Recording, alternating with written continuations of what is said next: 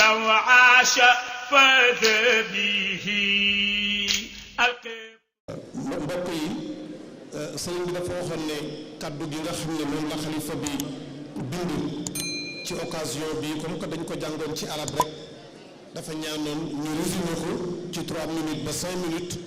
ci li nga xam ne moom la ci xalifa bi wax bu njëkk bi mooy sant nit ñi xamal leen ne leen lii ñu def nekkul anniversaire waaye centenaire la boo xam ne lim ci jublu mooy pérenniser liggéeyu maam Cheikh El Hadj Malick radiyallahu anhu mu nekk lumière boo xam ne ndaw ñi ak mag ñi ak génération yëpp mën nañ koo jariñoo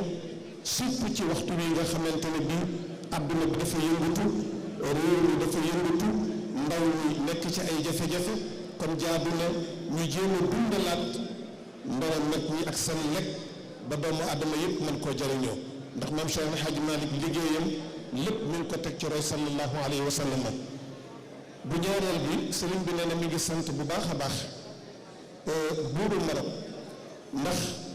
wuutu na njabootu maam Cheikh El Hadj Malick gépp radiyallahu anhu sàkku woon ci moom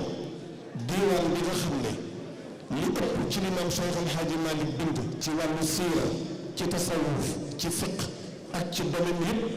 ñu boole ko benn lajna bu nekkoon fii ci zaawiya bi ñu tudde ko lajnatul bahth wal murajaa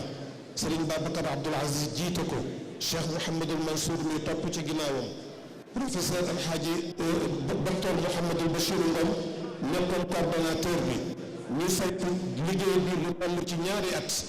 bi mu paree dafa sàkkoon ci buuru Maroc nañ ko moolal ñu mool ko mool bu rafet bu yàggul lañ ko indi war na nekk fukki ton ak juróom-ñeent wala ñaar fukki ton yu ki tuuti te boobu tey bu neexee yàlla balaa yàgg ci teg seen bët kon ñu ngi ko ciy sant bu baax a baax a baax mu tëjee kàddu gi nag moo di ñu ngi ñaan waa réew mi yëpp Sénégal gépp ak couche yi ci nekk yëpp ñu ànd jéem a dal moo xam ñu nekk ci pouvoir la moo xam ñu nekk ci opposition moo xam ñi nga xam ne ñoo jiite wala ñi nga xam ne dañ leen a jiite ñoom ñëpp ñu ngi leen di ñaan moom sëriñ bi ñu jéem a dalalaat seen sago te jëfandikoo seen xel ànd ak conscience humaine bu mat sëkk te jéem a ànd toog waxtaan dialogue boo xam ne suñu ko defee li ñu bëgg ci réew mi danañ ko am te ci pëccëxoo du am jaamaarloo du am rayante du am ñu ngi ñaan itam ku ci nekk nga jéem a jël principe bu tolérance ak warmaal sa morom ci kaddu ak ci wax ñu ngi ñaan itam ñëpp ànd jéem a doxal li nga xam ne bu amee te moo di justice sociale réew mi dina jëm kanam te ñu war a ànd ñëpp dinañ ànd ndax benn noon la ñu am ñun ñëpp mu di ñàkk fexe ba ñu amul am bi ci tegu mooy feebar fexe ba ku feebar mën a am foo fajoo bu ñetteel bi mooy fexe ba réer jóge fi fexe ba ndaw ñi góor ak jigéen mag ñëpp bokk jàng ndax ignorance ennemi la boo xam ne mënul ànd ak développement mënul ànd ak émergence nee na noonu yi mooy noonu yi nga xam ne ñun ñëpp ñoo war a jógandoo pour combattre ko bu baax a baax suñ ko defee li ñu bëgg ci jàmm ak stabilité waaw réew mu naat ñëpp dund gu tooy bu neexee yàlla danañu ko am nee na kon mu ngi ñaan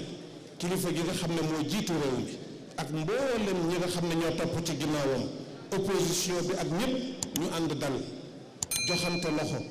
ku ci nekk wóolu sa morom ñu bokk liggéey suñ ko defee liñ bëgg ci réew mi ci naataange dana am loolu la waxoon nañ ko tënk ñu ngi baalu xaq wasalaamu aleykum wa rahmatullahi wa barakaatu.